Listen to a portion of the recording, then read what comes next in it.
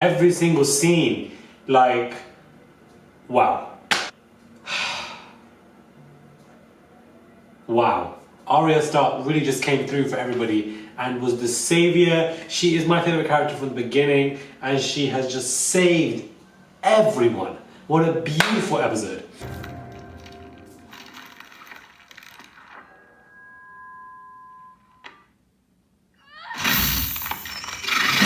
Hey guys, it's Murad Murali. Hope you guys are doing well today on this fine Monday afternoon. Be sure to subscribe to my channel, click that button, and follow me on Instagram, Murad_Murali. I would massively appreciate it. And let's dive deep into this particular video. Now, I normally don't do reviews or reaction videos for Game of Thrones, but I thought, you know what, it's the last season. These episodes are getting better, episode by episode. Let's just get straight into it and do a review, and obviously a reaction will follow through, hopefully later this day or week.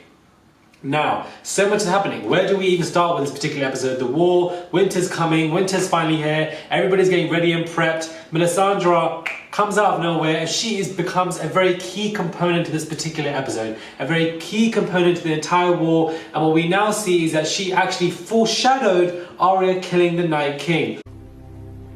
I see a darkness in you, and in that darkness, eyes staring back at me. Brown eyes, blue eyes, green eyes. Eyes you'll shut forever. Brown eyes, blue eyes, green eyes. Who's green? Maybe it's Cersei, we don't know at this point, but I feel like it's too obvious for it to be her. We have Melisandre, who lights up the rings, who lights up the swords, and full of fire for the Dothraki, and it's quite funny because you have a glimmer of hope, and then it gets shattered when they immediately all die. Now, I feel like it was a bit of a waste to have them all die, because the Dothraki are obviously very powerful individuals. There's 40,000, and for all of them to die straight away was obviously shambles, and you can see everybody was scared. Daenerys and Jon had changed the plan really quickly, and Daenerys got her dragons, and then you have the Night King and their dragon, and they're fighting away, and the Night King messes up the sky. He uses it to his advantage, and he messes up the vision. However, what I like about this particular episode is that they don't focus on the battling 24/7. They don't focus on the battling 24/7. They stop and they keep showing other scenes and other characters and what they're going through, so that it can build up momentum and we don't lose interest. Because if you look at a battle and everybody arguing and fighting physically for more than 5-10 minutes, you lose interest because you're seeing the same thing over and over and over and over again. So the directors knew this. So alongside, for a minute you thought Brienne and Lannister were dying, but they magically survived.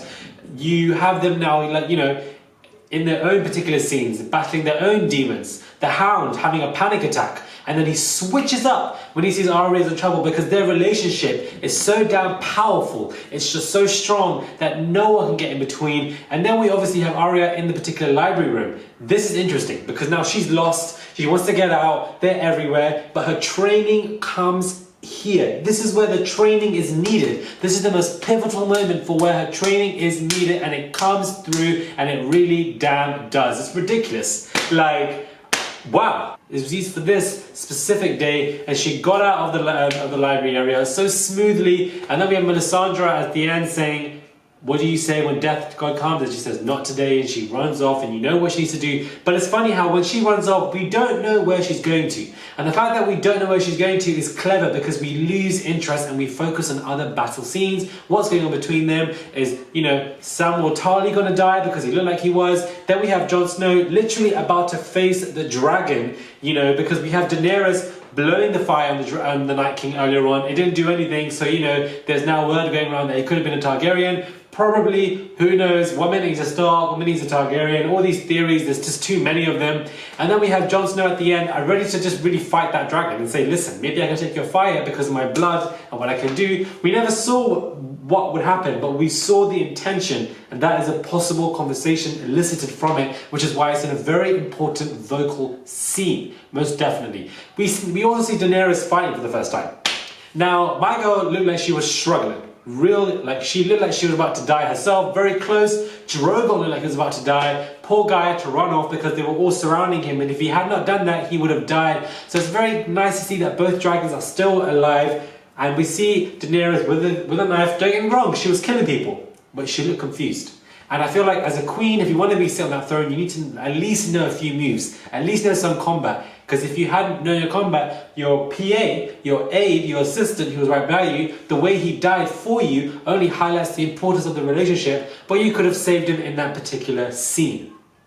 With Lady Mormont dying, Lyanna, she was there, the giant opens the door, and the courageousness of this brave young girl. Nothing gets in her way, nothing stops her, she is not afraid, no hesitation, no fear, none of that lingers within this young girl's mind. She has so much experience at a young age. It's refreshing, courageous, but also quite scary because of the oxymoronic situation of a bravery from a very young girl who can easily be knocked out of the way, and that's exactly what happens. The giant knocks her out, she flies across, and she comes back, and you can see her bloodied, teary, angry, screaming. She runs to the giant, just about to scream the hell out of pain, of anger, and the giant picks her up, and you can see in that particular moment that she is dead. He has it around her arms, a feeble young girl, easily to break her bones, but what we don't see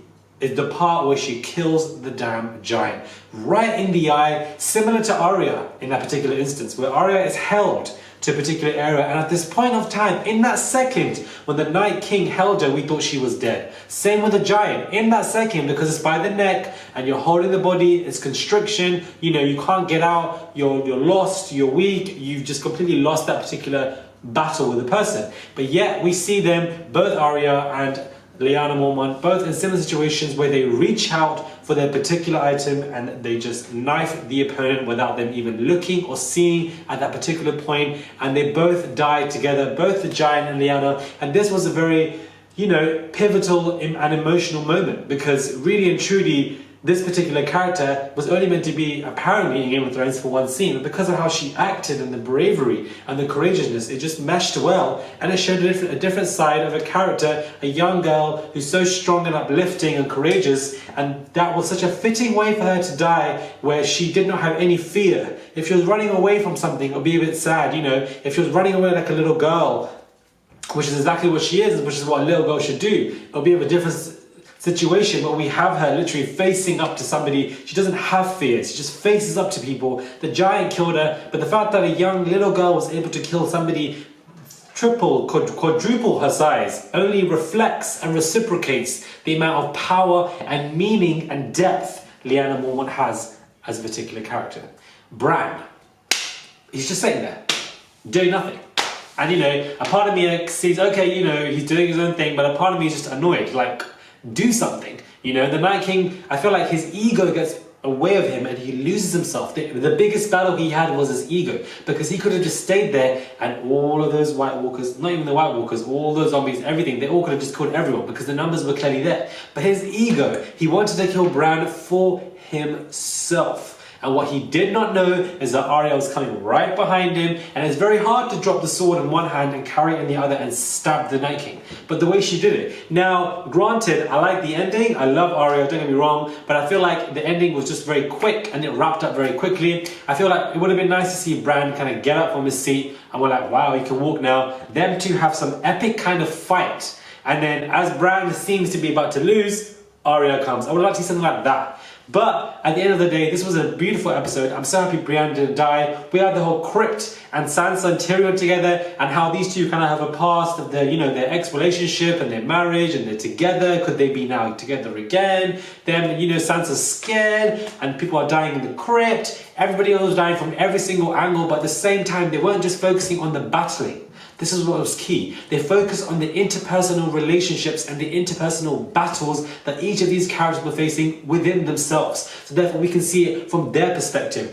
For example, the Hound and Arya and their relationship, Sansa and Tyrion and their relationship, you know, Jon Snow and Daenerys and their relationship, and Daenerys and his assistant, their relationship. Like, everybody's relationship was tested at this point. Brienne, Lannister, the development of their characters. Brienne's now a knight. We have the Dothraki all dying, like Melisandre was there helping everybody, creating that fire of, like, it was just beautiful because we were focusing on so many different elements as well as the particular battle, which is why it was a great episode. However, a critique, I feel like it could have lasted for another episode. I don't feel like, but obviously for budget reasons I can understand and there are limitations. I do feel like the Night King shouldn't have died that quickly, and perhaps For example, you know, Bran could have done something in terms of physically fighting, but it is what it is. Theon came to his rescue, and that was quite nice as well. Let me know what you guys think of my particular review. Do you guys like it or dislike it? And comment down below as to what your favourite part is. What did you think of Arya literally just finishing it off at the end? Are you guys a fan of that? Did you want somebody else? Or did you feel like it was a cop-out and an easy way out? Comment down below. Subscribe. I would massively appreciate it. Follow me on my Instagram, Mirage_Morali, and I'll definitely catch you guys soon.